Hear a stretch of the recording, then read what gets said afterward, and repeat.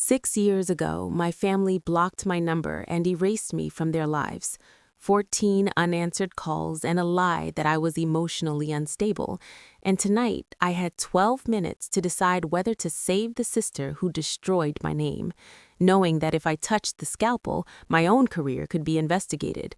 Because I am Dr. Rowan Keller, Associate Trauma Director in Chicago, and the woman bleeding out on my table was the same sister who convinced my parents I abandoned them. Chapter 1. The trauma pager went off at 11:42 p.m., a sharp mechanical scream that cut through the steady rhythm of monitors and low voices in the emergency department. March in Chicago is never gentle, and that night the wind had been slamming rain against the ambulance bay doors for hours. I was halfway through a cup of stale coffee when the overhead announcement followed. Female, 42, high-speed collision on I-94. Hypotensive. Possible internal bleed. 5 minutes out. I set the cup down without finishing it. I have been a trauma surgeon long enough to know that coffee is a luxury and 5 minutes is an eternity and nothing at all at the same time. I am Dr. Rowan Keller, 39 years old, Associate Trauma Director at Northwestern Lakeside Trauma Center. I have built my life on the ability to move toward chaos without hesitating. The team assembled around the trauma bay with practiced precision. Respiratory checked the vent, a nurse primed blood. My chief resident, Caleb Rees, pulled on gloves beside me. He glanced at the monitor as the ambulance doors burst open and the paramedics rushed in. The first thing I saw was blood-soaked blahs pressed against an abdomen. The second thing I saw was her face. Even swollen and pale under the harsh lights, I knew it instantly. The curve of her jaw, the small scar near her eyebrow from when we were kids and she fell off her bike. Marissa. For a split second, the room narrowed to a tunnel, the sounds blurred. Then training took over. Vitals, I said. Blood pressure 80/50, heart rate 138, respiratory labored, paramedic reported. Possible splenic rupture, seatbelt sign across abdomen. I stepped closer, forcing my mind to lock onto numbers instead of history. Marissa Keller, 42, severe blunt force trauma. My sister, the woman I had not spoken to since December of 2019. Caleb looked at me, not as a subordinate to a superior, but as one human registering something deeply personal. That is your sister, right? Yes, I said. My voice did not waver. Document in the chart that the patient is a first-degree relative. I will remain primary surgeon due to critical status. Notify administration that an ethics review will be required post-procedure. He hesitated for half-breath, then nodded. Understood. This is how medicine protects itself. You name the conflict, you document it, you move forward with transparency. Her blood pressure dipped further. We have maybe 12 minutes before she crashes, anesthesia said quietly. 12 minutes. If I stepped away and transferred the case to another attending, we would lose that time. The next surgeon was in another wing. Moving her again would cost more blood, more oxygen, more life. I did not look at her as my sister. I looked at her abdomen, distended and rigid. I looked at the numbers sliding in the wrong direction. Prep for OR, now. The transfer to the operating room was a blur of motion. The doors swung open, bright lights flooding the table. I scrubbed in, my hands steady under hot water, muscle memory overriding the tremor that threatened to rise somewhere deeper. I am not operating on my sister, I told myself. I am operating on a body in hemorrhagic shock. Scalpel. The first incision is always the moment of truth. Blood pooled immediately. Suction, pack, identify the source. There was a splenic laceration, deep and ugly. We moved fast. Clamp, tie, suture. Blood units hung one after another. My world reduced to anatomy and timing. At one point, as I leaned closer to place a stitch, I caught a faint trace of her perfume beneath antiseptic and iron. For a second, a memory flickered, of sharing a bedroom when we were children in Indianapolis, of her braiding my hair before middle school. Focus. 2 hours later, the bleeding was controlled. Her pressure stabilized. We closed. She was not out of danger, but she was alive. When I peeled off my gloves and stepped back, the weight of what had just happened settled in a different way. I had done my job. I had also crossed an invisible line that would now be examined by people who did not know the history between us. Caleb approached carefully. "You okay?" "I am fine," I said. "Transfer her to ICU. I will complete the operative note." I dictated the report with clinical detachment, mechanism of injury, findings, procedures performed. I made sure the documentation about our relationship was clear and factual. No emotion, just record. It was close to 2 in the morning when I stepped out toward the ICU waiting area. They were sitting side by side on the stiff vinyl chairs. My father, Harold Keller, 70 years old, once a senior vice president in a regional bank in Indianapolis. My mother, Diane Keller, 68, retired vice principal of a public high school. They looked smaller than I remembered. For 6 years, I had imagined this moment in a dozen versions. In none of them were we standing under fluorescent lights at 2 in the morning because I had just saved Marissa's life. My father stood when he saw me. His eyes moved to the embroidered name on my scrubs, Dr. Rowan Keller. I did not hug them. I did not call them Mom or Dad. "Mr. and Mrs. Keller," I said. "The surgery was successful. She had a severe splenic injury and internal bleeding. We were able to control it. She is in the ICU and will remain sedated overnight. The next 24 hours are critical." My mother's hand went to her mouth. "Thank you," she whispered. My father cleared his throat. "You were the surgeon?" "Yes." A beat of silence stretched between us, filled with 6 years of unanswered calls and blocked emails and returned wedding invitations. "I informed administration that an ethics review will be conducted because of our relationship. That is standard protocol. It does not change her care." My father nodded slowly. "Of course." He wanted to say more. I could see it in the way his jaw tightened, but this was not the place. Not yet. "If you need anything medically related, speak with the ICU charge nurse.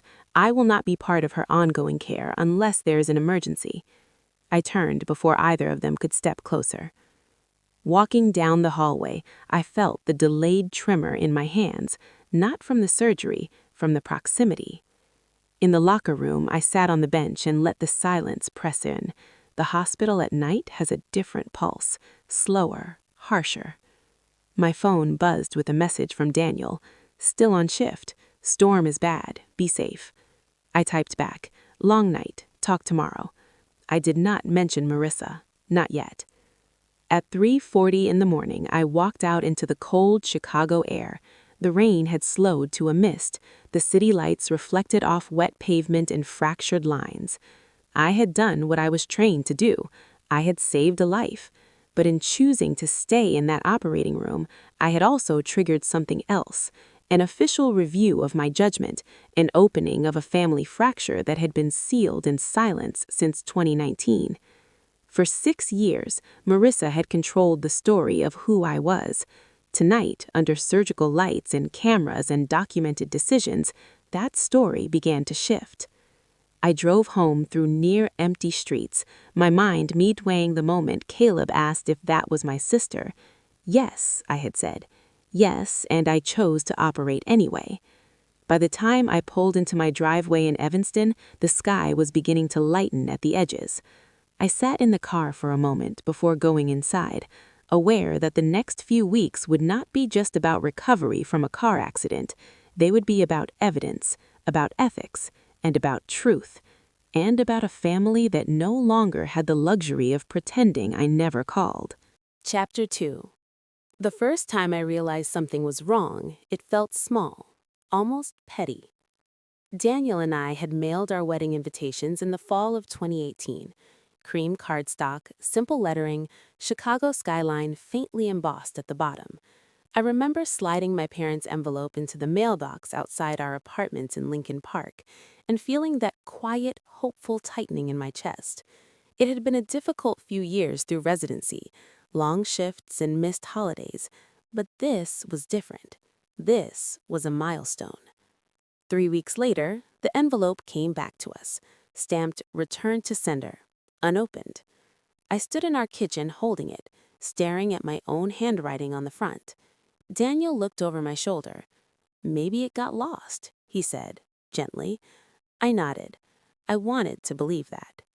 I called that night. No answer. I called again the next day. Voicemail. Over the next 3 months, I called 14 times. I know the exact number because I counted. Each call rang until it cut to silence. I sent emails. I kept them brief and calm. "Are you okay? Did the invitation arrive? I would love to talk." There was no response. By December of 2019, I had stopped calling, not because I did not care, but because the silence had begun to feel deliberate. What I did not know then was that my number had been blocked. Years later, my Aunt Lorraine would show me the evidence, but back then, I only had the absence. Marissa called me once in early 2020. I remember because it was unexpected. Her voice was light, almost amused. "You really embarrassed Mom and Dad," she said. "How?" I asked.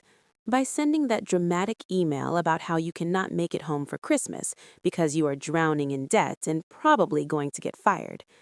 I felt something cold move through me. I never sent an email like that. She laughed softly. "Maybe you do not remember. You have been under a lot of stress, Rowan." That was the first time I heard it clearly, the suggestion that I was unstable. At the time, I brushed it off as sibling rivalry. Marissa had always been the one who could shape a room with her tone. She was 3 years older, confident, charming, used to being believed. I was the one who stayed up late studying, who left Indiana for Chicago and rarely came back except for short holidays. The one who chose a profession that kept me away from birthdays and Sunday dinners. Golden child and the difficult one. We never said those words out loud, but the pattern was there. In 2020, I finished my trauma fellowship at Northwestern. The ceremony was small because of the pandemic. Masks, spaced chairs, families watching through live streams. I checked my phone before walking across the stage. No missed calls, no messages from Indianapolis. Daniel squeezed my hand. "They're missing something big," he said quietly. I smiled for the camera anyway. In 2021, when I was 35, I was appointed Associate Trauma Director at Northwestern Lakeside Trauma Center, the youngest in the department's history. I had worked for it relentlessly. Research papers, leadership committees, overnight shifts that blurred into dawn. I sent my mother a message that afternoon. I kept it simple. "I got the promotion. I would love to talk to you about it."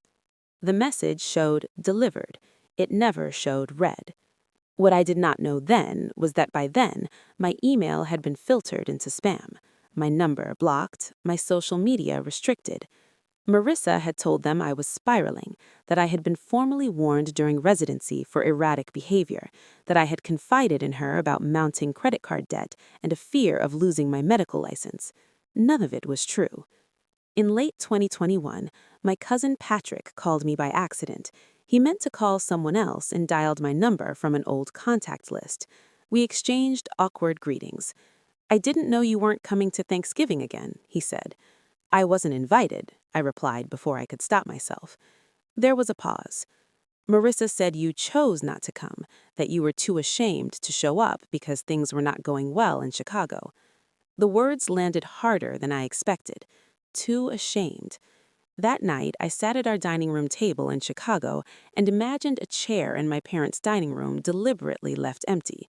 I pictured my name not being mentioned. I pictured Marissa explaining my absence in a voice that sounded concerned rather than cruel. That was the first moment I understood this was not miscommunication, it was narrative. In 2022, my father established a family trust. I did not learn about it much later, but the paperwork was signed that summer. Approximately $1.3 million in assets, placed under a structure that named Marissa as primary beneficiary. I was not included. At the time, I was still paying off the last of my student loans, $230,000 over 8 years. Daniel and I had signed a prenuptial agreement before our wedding, not because we expected failure, but because I had learned that financial clarity protects relationships. Independence had become a reflex for me. Meanwhile, Marissa's life appeared polished from the outside. She worked in medical device sales, traveled frequently, posted filtered photos from conferences and beach vacations. When she divorced in 2022, I heard about it through Lorraine, not from her. Lorraine had always been observant. She had worked as a paralegal for 30 decades and possessed an instinct for paper trails. In 2023, she asked if we could meet for coffee when she was visiting Chicago. "There's something off," she said, leaning across the table. "Your mother mentioned an email you sent that sounded nothing like you." I felt my chest tighten. She pulled out her phone and showed me a screenshot Marissa had forwarded to my parents. It was an email supposedly from me, written in a tone that bordered on manic. It referenced debt, humiliation, fear of being exposed. The structure looked familiar, but the sentences were twisted. Phrases lifted from different messages and stitched together. "That's not what I wrote," I said quietly. "I know," Lorraine replied. "That's why I asked for the original headers. Your sister doesn't understand metadata." Over the next few months, she gathered what she could: old email threads, server timestamps, proof that my messages had been altered before being forwarded. "Con gai con chi noi zoi," Lorraine told me once, slipping into the Vietnamese she used when she was emotional.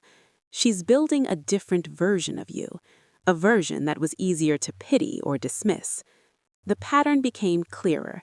Marissa had positioned herself as the protective daughter, the one who stayed close to home, the one who filtered information. She framed my distance as abandonment, my ambition as instability. My parents, aging and less comfortable with technology, trusted the daughter who called them every week over the one who lived several states away and worked overnight shifts. Gaslighting doesn't always look dramatic. Sometimes it's a steady drip of suggestion. "Rowan is under a lot of stress. Rowan said some strange things. Rowan is not ready to face the consequences of her choices." By the time I realized how systematic it was, years had passed. I tried once, in early 2024, to drive to Indianapolis unannounced. I stood outside my childhood home, heart pounding, staring at the familiar brick facade. The porch light was on. I could see shadows moving inside. I didn't ring the bell, not because I was afraid of confrontation, but because I knew I would be walking into a story already written. Instead, I got back into my car and drove the 3 hours back to Chicago. When the trauma pager went off in March 2025 and Marissa was rolled into my operation room, I understood that the quiet erasure of my existence had collided with something undeniable. You cannot block a surgeon standing over your body. You cannot filter the reality of a scar. As I drove home that night after the surgery, the rain thinning against my windshield, I replayed Lorraine's words. "She's building a different version of you."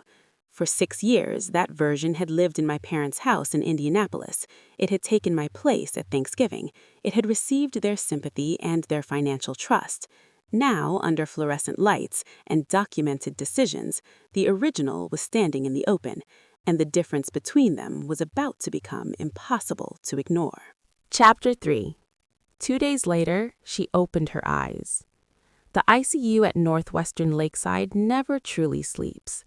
Even at 3 in the afternoon, when sunlight pushes through the narrow windows and softens the harshness of fluorescent light, there is always the steady hum of ventilators, the rhythm of monitors, the quiet shuffle of nurses charting at the station. Marissa was extubated that morning, stable enough to breathe on her own, alert enough to recognize faces. I had deliberately scheduled myself in the OR across the hall, not because I was avoiding her medically, but because I knew the first real conversation would not involve me. I stood outside her room, just beyond the glass, where I could see but not be seen clearly unless someone was looking for me. My parents were already inside. Marissa's voice was weaker than usual, raspy from the tube, but the cadence was familiar. Even sedated and bruised, she knew how to control a room. "I cannot believe Rowan is even here," she said, "after everything she did." My father's back was to me. He sat in the chair near her bed, hands clasped, posture rigid. "What did she do, Marissa?" he asked quietly. She walked away from us. She cut us off. She never called. She sent one angry email and disappeared. I felt my pulse in my throat. One email? My mother said nothing. She stood near the window, fingers twisting the strap of her purse. I tried to protect you, Marissa, continued Marissa. She was spiraling. I did not want you dragged into that. Spiraling. The word echoed against the glass between us. My father shifted slightly. You told us she only sent one email. She did, Marissa insisted. Maybe two, but they were unstable. You know how she gets. There it was again. The suggestion that my ambition, my distance, my exhaustion during residency had always meant something more. I stayed where I was. The door to the ICU room opened quietly and Lorraine stepped in. She did not look at me. She did not acknowledge me standing outside. She walked in as if she belonged there, which in many ways she did. She had been the only adult in our extended family who never treated Marissa and me as opposites on a scale. She carried her phone in her hand. What are we talking about? She asked evenly. Marissa's eyes narrowed slightly. Nothing, Aunt Lorraine, just explaining things. Lorraine pulled a chair closer to the bed and sat down. I think we should explain everything, she said. She placed her phone on the tray table near Marissa's bed and tapped the screen. I made a folder, Rowan 2019 to 2024. My mother's head lifted. What folder? She asked. The one with the original emails, with headers, with timestamps, with server metadata. Marissa shifted against the pillows. This is ridiculous. She must have manipulated you. Lorraine swiped to the first email. December 15th, 2019. Subject line, checking in. Sent at 8:32 p.m. Central Time. Full header shows originating IP from Chicago. She turned the screen toward my parents. Now look at the version you were forwarded. Sent from Marissa's account to you two. The body text is altered, sentences removed, phrases stitched together. My father leaned forward. You are saying this is not what Rowan wrote? He asked.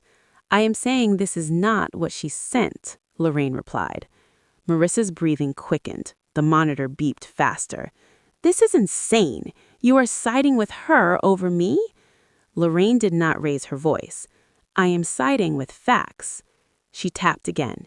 14 calls placed between September and December of 2019, all from Rowan's number, all blocked at the carrier level on your line. Do you remember asking your provider to block a number? Silence. I saw my father's shoulders stiffen. You told us to, he said slowly, looking at Marissa. You said she was harassing us, that it was unhealthy. I was protecting you, Marissa shot back. She was unstable. My mother finally spoke. Unstable how? The room felt smaller, even from where I stood. Marissa hesitated. She was overwhelmed. She told me she was drowning in debt. She said she might lose her license. Lorraine looked at her directly. Where is that in any original email? Show me. Marissa's eyes flicked away. I don't have them anymore. I do, Lorraine said quietly. She opened another screenshot. This one displayed side-by-side comparisons, the original email on the left, the forwarded version on the right, words removed, phrases rearranged, to sound frantic. My father inhaled slowly. We blocked her number, he repeated, looking at Marissa, because you told us she was spiraling. My mother sat down abruptly in the chair by the window. I never saw these originals, she whispered. Marissa's voice sharpened. You think she is perfect. You always did. She manipulates everyone into thinking she is the victim. The accusation hung in the air. I felt something inside me loosen, not because she was attacking me. She had always attacked me, but because this time she was doing it in front of evidence. Lorraine folded her hands. I did not come here to argue. I came because 6 years is a long time to believe a story that is not true. Outside the glass, a nurse walked past and glanced toward the raised voices. The ICU does not carry sound well. but tension travels. I knew that by morning, half the unit would know there had been a confrontation in room 14. They wouldn't know details, they wouldn't know medical specifics, but they would know there was something fractured between the surgeon and the patient, and that mattered. Inside the room, my father leaned back in his chair, as if the weight of the last 6 years had shifted positions. "You wouldn't do this?" he asked Marissa. Not angrily yet, just confused. Marissa's eyes filled with tears. "I didn't want her to leave us," she said. "She always thought she was better than us. Chicago, the hospital, the awards. I was the one who stayed." There it was. Not instability, not protection, resentment. My mother pressed a tissue to her face. "We thought she stopped calling," she murmured. "We thought she didn't want us." I couldn't stay outside forever, but I also knew that stepping into that room would change the dynamic. It would become about confrontation instead of realization. So I stayed where I was. Marissa's voice rose again. "She's standing out there right now, probably listening. That's exactly what she does. She gathers information." For a moment, I almost laughed. Lorraine turned toward the glass and met my eyes. She did not gesture, she did not invite me in. She simply acknowledged that I was there. My father followed her gaze. He saw me. Our eyes locked through the glass. There was no anger in his face, only something that looked dangerously close to recognition, not of who I had become, but of what he had allowed. I did not move. After a few seconds, he looked back at Marissa. "We told people she chose not to come to Thanksgiving," he said quietly. "We told them she was ashamed." Marissa's jaw tightened. "You said that," she replied. "You gave us that story," he answered. The narrative cracked in that moment. Not shattered, not yet, but cracked enough that it could no longer hold its original shape. The monitor beside Marissa beeped steadily. Her blood pressure was stable. Her body was recovering. Her control was not. I turned away from the glass and walked down the hallway toward the stairwell. My hands were steady, my breathing even. For 6 years, I had been erased quietly, deleted from contacts lists, explained away at holidays, reduced to a rumor of instability. Now, in a room full of machines that recorded every heartbeat, the truth had found amplification. I didn't need to win an argument. I needed the story to exist in the open. As I pushed through the heavy stairwell door, I understood that something irreversible had just happened. Marissa no longer owned the only version of me that my parents knew, and that loss of control was something she would not accept quietly. Chapter 4. The email from the ethics committee arrived the next morning. It was brief and clinical. Review scheduled, attendance required, documentation requested. I had known it was coming the moment I chose to stay in that operating room. Transparency protects a physician, but it also opens every decision to scrutiny. The meeting was set for the following Thursday at 9 a.m. in a conference room on the administrative floor, a space I usually entered for strategic planning, not for defense. I spent the days leading up to it preparing as if it were another procedure. I reviewed the chart, the timestamps, the moment I declared conflict of interest, the consent documentation, the transfer notes. Caleb stopped by my office the afternoon before the review. "You want me there?" he asked. "Yes," I said, only to confirm that I'd disclosed the relationship immediately. He nodded. "You did, before we even moved her to the OR. "I know," I replied, "but knowing and proving are different things." On Thursday morning, I walked into the conference room in a navy suit instead of scrubs. Dr. Helen Mercer, 57, chair of the ethics committee, sat at the head of the table. 2 other committee members were present, along with a representative from legal compliance. Helen gestured toward the chair across from her.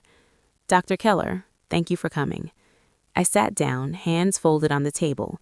My pulse was steady. Helen began without preamble. "Did your relationship with the patient affect your clinical judgment in any way?" "No," I answered. "The patient was in hemorrhagic shock, estimated 12 minutes before further decompensation. The next attending was not immediately available. I disclosed the relationship before incision. It is documented in the operative note and in the electronic record. She nodded. We have reviewed the chart. The disclosure is clear. One of the committee members leaned forward.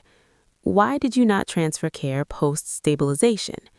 I did, I replied. I removed myself from ongoing management in the ICU. I have not participated in her post-operative care. Caleb was invited in briefly. He confirmed that I had named the conflict before the procedure began and that I had offered to step aside if another attending could arrive without delay. After he left, Helen folded her hands. There is another matter, she said. The air shifted slightly. In September of 2024, the hospital received an anonymous call expressing concern about your emotional stability and suitability for a leadership role. I did not react outwardly. The caller alleged erratic behavior and suggested that you might pose a risk under stress. There it was, the extension of the campaign beyond my family. I am aware of that call, I said carefully. Helen's eyebrows lifted slightly. You are? I learned recently who made it. Can you elaborate? My sister, Marissa Keller, contacted a former HR employee and attempted to frame concerns about my mental state. I have documentation supporting that assertion.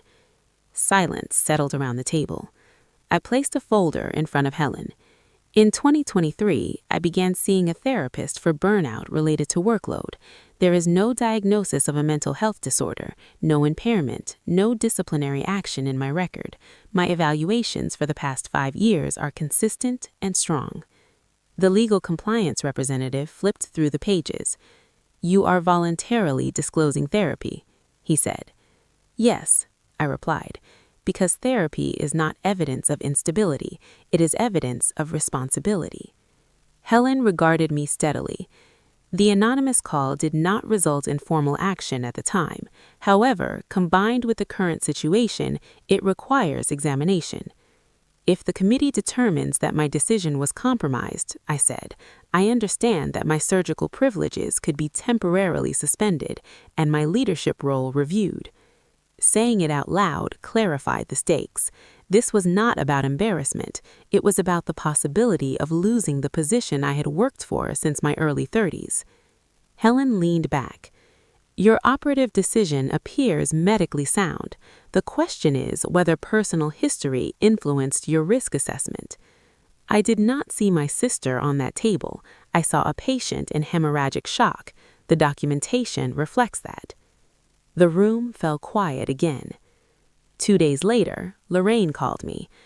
I sent the metadata to the hospital legal team, including the correspondence between Marissa and that former HR contact. Thank you, I replied. I am not doing this for revenge. I am doing it because truth matters in professional settings. I know. The waiting period stretched for 2 weeks. I continued operating, continued attending meetings. Outwardly, nothing changed.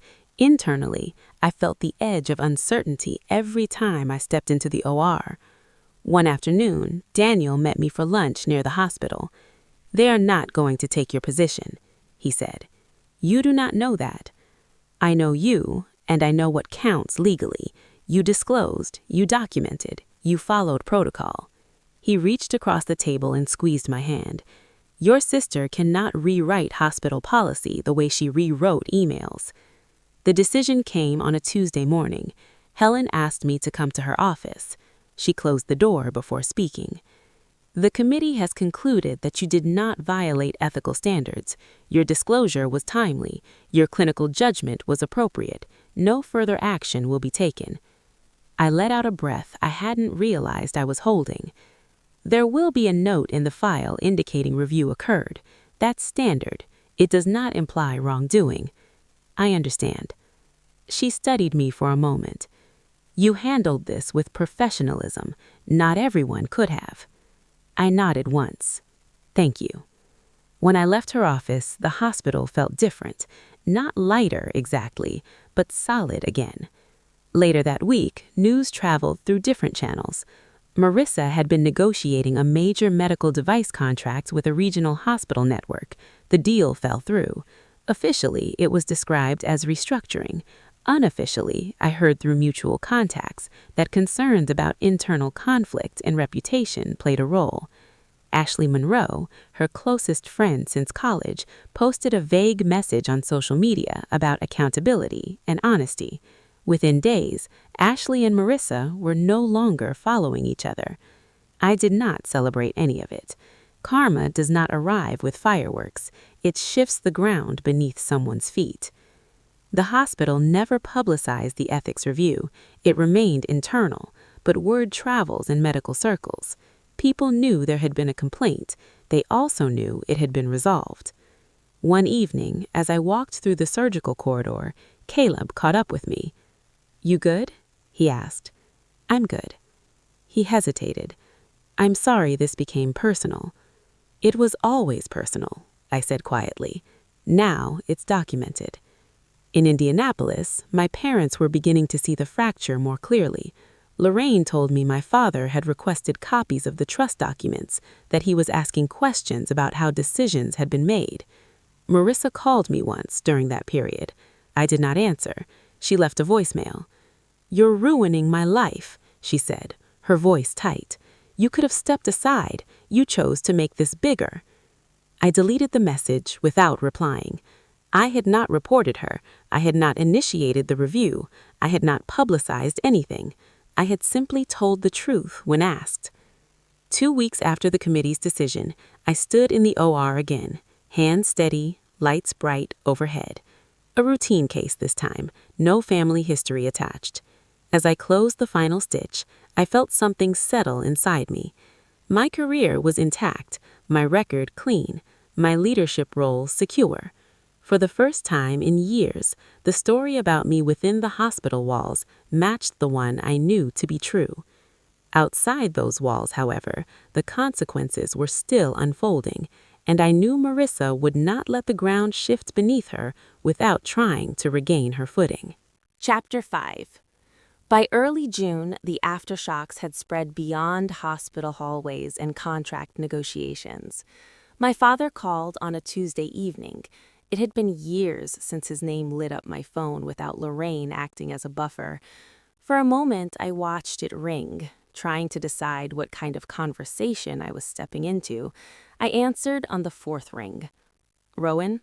he said. His voice sounded older than I remembered. "I need to see you." "About Marissa?" I asked. "About all of it," he replied. "I set an appointment with the family attorney, Friday at 10, Indianapolis." I should have said no. I had a life in Chicago, a schedule packed with cases, and I had learned the hard way that my parents could vanish again the moment the discomfort became too much. But something in his tone did not sound like a request for comfort. It sounded like a man trying to clean up a mess he could no longer pretend was not his. "I can take a day," I said. Daniel was quiet when I told him. He watched me fold a change of clothes into a small suitcase. "You do not owe them anything," he said. "I know," I answered, "but I need to hear what he has to say."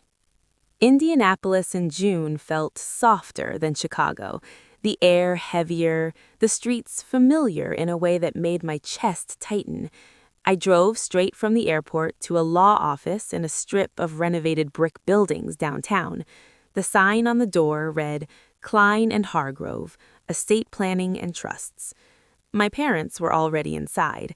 My mother stood when she saw me, then hesitated as if she did not know what her hands were allowed to do. She looked at my face like she was trying to memorize it in case it disappeared again. "Hi, Mom," I said, and even that felt strange after 6 years. "Hi, Rowan," she whispered. My father nodded once. "Thank you for coming." The attorney, Mr. Hargrove, greeted us and led us into a conference room with a long, polished table. A binder sat in front of my father, the kind with tabs and printed labels, the kind of thing my father used to keep in his home office when he was still working. Paper gave him comfort. Paper felt like control. We sat. The air conditioner hummed. Someone down the hall laughed softly, a reminder that for the rest of the world, this was a normal Friday morning. My father cleared his throat. "We amended the trust," he said. He slid the binder toward me. I did not touch it right away. I looked at him instead. "It was never about the money," I said. I know that. But the trust was part of the story I let myself believe. It was proof. I used it to tell myself I was doing the right thing. My mother stared at the table. Her fingers worried the edge of a tissue. Mr. Hargrove spoke gently. The previous structure named Marissa Keller as primary beneficiary. The amendment adjusts the distribution and adds conditions. Conditions? I repeated. My father nodded. Accountability conditions, not punishment, just reality. She cannot keep doing what she did and still be rewarded for it. I finally opened the binder. I did not read every page. I did not want to.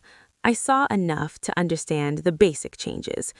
My name was present now, not as a prize, as an acknowledgement that I existed. My father's voice dropped. "You needed to be right," he said. "I chose the story that let me avoid admitting I had failed you. I told myself you were the one who walked away because that was easier than admitting we pushed you out." The words landed with a dull heaviness, not because they were dramatic, but because they were plain. My mother swallowed. "I blocked your email," she said. I looked at her. "I didn't even know how to do it," she continued, eyes wet. "Marissa showed me. She said it was for our peace. She said you were spiraling and that contact made you worse. I chose quiet because I was scared of conflict." I felt my throat tighten, but I kept my voice even. "You chose silence," I said. She nodded. I did. I wanted to ask 1,000 questions. Why did you not check? Why did you not come to Chicago? Why did you not open a returned invitation and wonder? But I also knew those questions would not give me what I needed. They would only reopen the same wound. Mr. Hargrove excused himself to make copies and left us alone in the room. My father leaned forward. "Marissa wants to see you." I did not respond. "She asked for your number again." I did not give it, he added quickly. "She texted Diane. She said she needs to explain. She is frightened." Of course she was. Control was her currency, and the market had just crashed. My phone buzzed on the table as if summoned by the conversation. A text from an unknown number. "Rowan, please. I need to talk. I can explain." My father watched my face carefully. "You do not have to," he said. "I know," I replied, "but I want it on my terms." I flew back to Chicago that evening. The next day, I agreed to meet Marissa in a public place near the hospital, a coffee shop with wide windows and a constant flow of people, no private rooms, no corners, no opportunities for her to shift the narrative without witnesses. She arrived 10 minutes early. When I walked in, she stood immediately, as if we were strangers meeting for a professional appointment. Her hair was pulled back, her makeup minimal.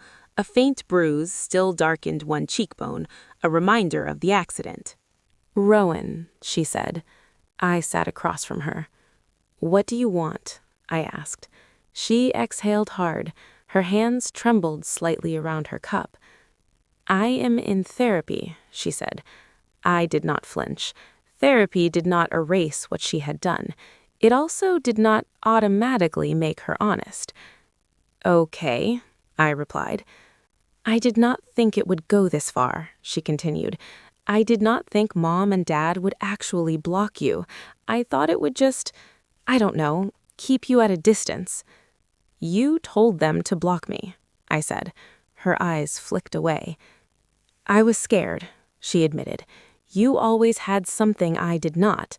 People respected you. They listened to you. You were the one who got out. I stayed, and I built my whole identity around being the good daughter, the reliable one." She swallowed. And then you became associate trauma director, and you were younger than me, and people called you doctor, and I was just the sales rep in the room. I hated how small I felt. For the first time, she sounded less like a performer and more like someone who had been living with a tight knot of insecurity for years. I did not soften. I did not offer comfort. You made me the villain to keep yourself the hero, I said quietly. She flinched at that, as if it was too accurate. I know, she whispered. I know now. We sat in silence for a few seconds, the coffee shop noise filling the space between us. Cups clinked. Someone laughed near the counter. Life kept moving. Marissa leaned forward. There is something I need from you, she said. I felt my shoulders tighten. Here it was. What? I asked. She pulled a folded piece of paper from her bag and slid it toward me. It's just a statement, she said quickly.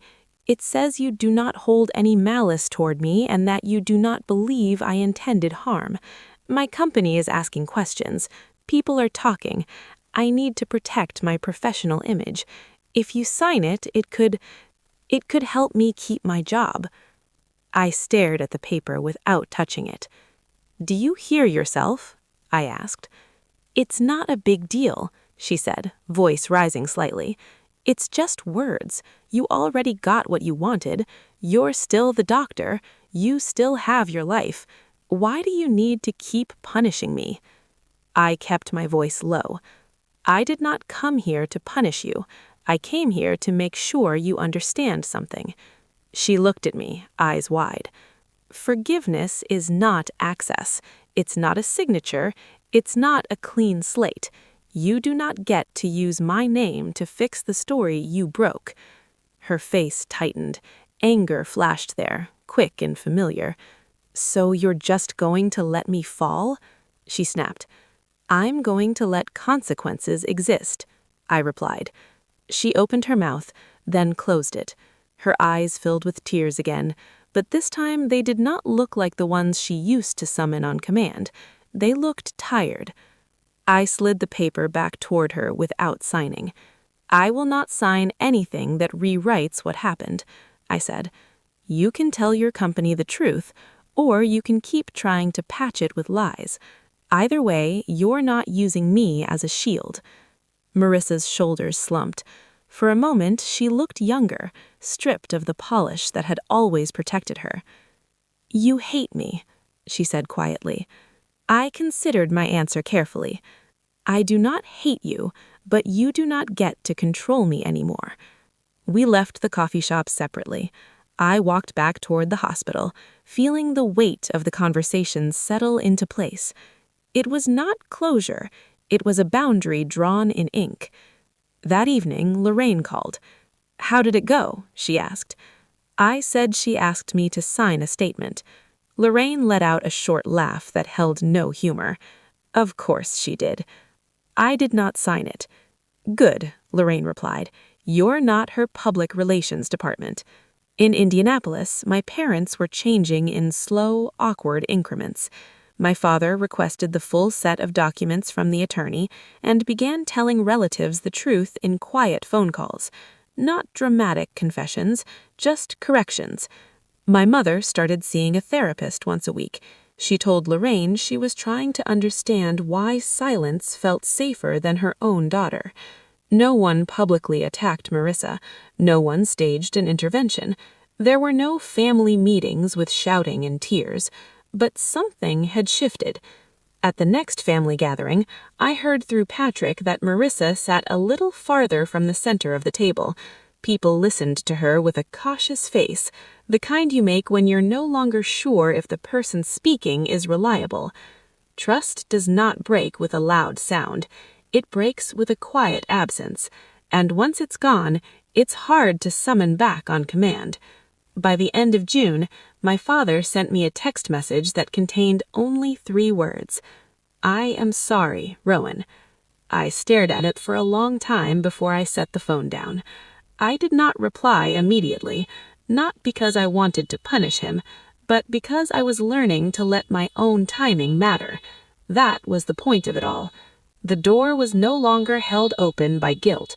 It would open, if it opened at all, because I chose to turn the key. Chapter 6. September arrived in Chicago with that particular kind of light that makes everything look honest. The heat softens, the lake wind sharpens, and the city feels like it is finally exhaling after summer. I had not invited my parents to my home. Not directly.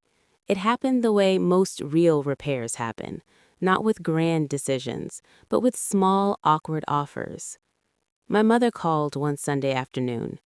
"Rowan," she said, "would it be all right if we came to see you, just for dinner, if you are comfortable?" I watched Daniel across our kitchen as he chopped onions for pasta sauce. He did not speak. He did not need to. This was my decision. "Yes," I said, "but just the two of you." "I understand," she replied quickly. "Just us." When they arrived in Evanston the following Friday, my stomach tightened the way it used to before major exams. Not panic, exactly, more like my body remembering that family could be unsafe. I opened the door before they knocked. My father stood on the porch holding a paper bag from a bakery. My mother carried a small potted plant, an anxious gesture, something alive to prove she did not want to damage anything else. "Hi," my father said. "Hi," I replied. They stepped inside and paused as if they were entering a museum where the exhibits could judge them.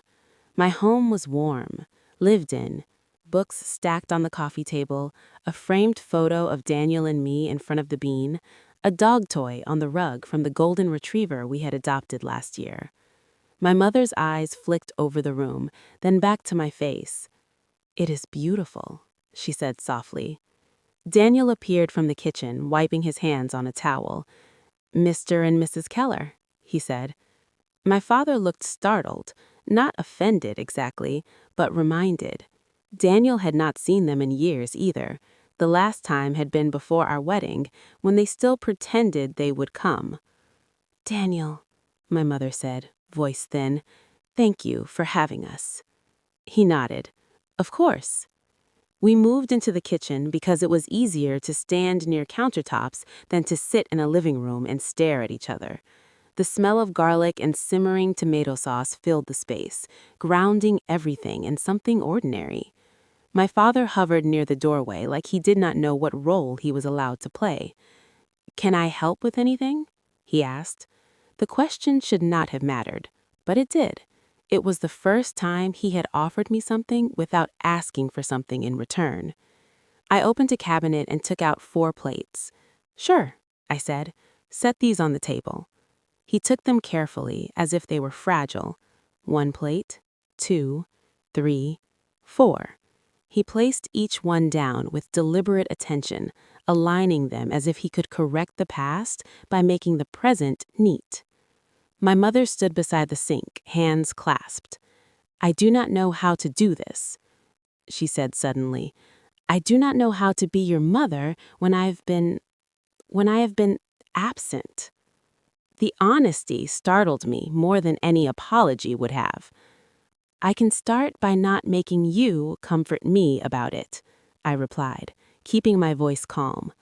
Her eyes widened. Then she nodded. "You are right." Dinner was not a reconciliation. It was a trial run. We ate pasta and salad. We talked about neutral things first. The weather, Daniel's work, the traffic on the Kennedy. My mother asked about the hospital in a careful voice, as if she was afraid to step on the wrong word. I told them I was still associate trauma director, that the ethics review had cleared me, and my role had not changed. I did not say it as a flex. I said it because it was part of the truth they had bothered not to learn for years. My father stared at his plate for a moment. "I should have known," he said quietly. "I should have asked more questions." "You did not want to," I replied. He nodded once. I did not. Silence settled between us. Not heavy, but real. The kind of silence that doesn't hide anything. The kind that simply lets words land. After dinner, my mother offered to wash dishes. I let her. not as a reward, but as a small action she could complete, something concrete. My father stood at the counter again, then looked at me. "I met with the attorney again," he said. "The trust is finalized. The amendments are in place." "I know," I replied. He swallowed. "I also called my brother and Patrick and a couple of other relatives. I told them the truth, that we blocked you, that it was not your choice." My chest tightened, not with relief, but with the strange ache of imagining how many gatherings had passed where my name had been carried as a lie. "Thank you," I said, and I meant it, even though gratitude did not erase damage. My mother dried a plate slowly, then turned to me. "I am still in therapy. I thought the therapist would tell me what to do, but mostly she keeps asking me why I was so afraid of conflict that I chose silence over my own daughter." She blinked hard. "I don't have a good answer yet." I watched her for a moment. She looked tired, not performative, just tired. "I'm not asking you to fix it quickly. I'm asking you to stop pretending it wasn't real." She nodded again. We did not talk about Marissa until the end, and even then it was not a dramatic reveal. It was a boundary. My father cleared his throat. "Marissa wanted to come tonight," she asked. "We told her no." My stomach did not knot. It simply went still. "Good," I said. My mother looked down. "She was angry." "She can be angry. Anger does not give her access." My father's gaze held mine. "She is still in therapy. She says she's trying. Trying is not the same as changing, and changing is not the same as earning trust." They both nodded as if they were listening, not to argue, but to understand the rules of a door they no longer controlled. When they left that night, my mother hugged me lightly at the threshold. It was cautious, like she was asking permission with her body. I allowed it, then stepped back. My father did not hug me. He just looked at me and said, "I'm sorry, Rowan." No qualifiers, no defense. "I know," I said. They walked to their car and drove away into the early fall dark. Daniel closed the door and leaned back against it, letting out a breath. "How do you feel?" he asked. I searched for the answer, the honest one. Not healed, but less invisible. Over the next year, life did what life always does. It continued. I stayed in my position at Northwestern Lakeside. I kept operating. I kept teaching residents like Caleb who were hungry and scared and trying to become someone steady. I kept going home to Daniel and our quiet evenings in Evanston. My student loans had been paid off in 2022. The prenuptial agreement Daniel and I signed still sat in our safe, not because I expected betrayal from him, but because boundaries are not for only people who hurt you. Boundaries are how you stay sane when life shifts. Marissa and I spoke occasionally, always by text first, always with clear limits.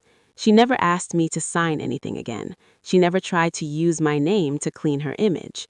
When she slipped into old patterns, I stopped responding. She didn't get a redemption arc. Real life rarely offers one on schedule. She got consequences, some public, some private, some internal. My parents did not become perfect. They did not magically transform into the kind of family you see in movies. Sometimes my mother still tried to smooth things over too quickly. Sometimes my father still defaulted to control. But now, when I set a boundary, they didn't punish me with silence. They were learning that access to my life was not a right. It was something earned in small, consistent choices. I did not destroy my sister's life. I did not sue her. I did not expose her publicly. I did not spend years plotting revenge. I simply stopped letting her write my story. That was the only kind of revenge that ever felt clean. If you've ever been erased from your family, if you've ever watched someone else tell a version of you that was convenient for them, I want you to remember this. The truth does not expire. It can be delayed, it can be buried, but it doesn't rot away. And if a door ever opens again, it should open because you decide to turn the key. If this story hit something in you, I would love to hear what part felt familiar and what kind of boundary you would set if you were in my place. You can share it in the comments, and if you want more first-person stories like this, you can subscribe so you don't miss the next one.